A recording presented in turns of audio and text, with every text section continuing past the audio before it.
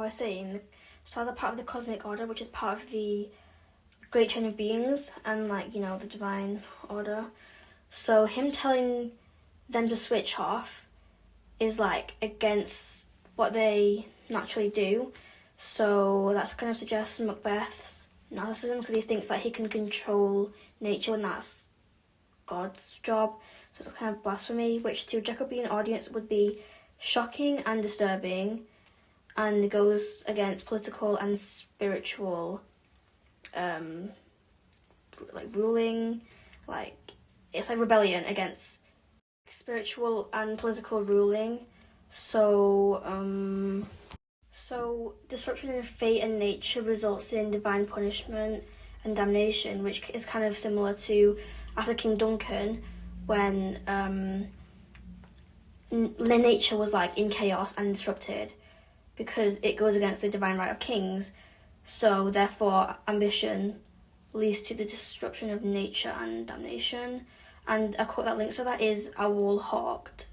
So there's a juxtaposition of light and dark.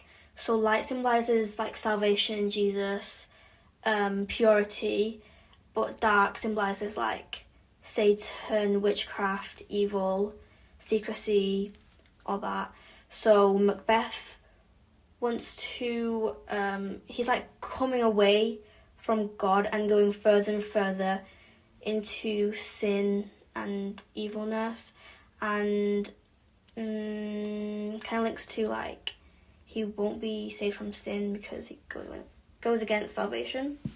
Also, the phrase black and deep kind of, like, creates an image of, like, an endless void, which kind of symbolizes him going into an endless evil spiral of, like, killing multiple people again, and ends up dying. So that's, like, kind of the end of him, but, like, it's not, because he goes into damnation, which is, like, eternal suffering.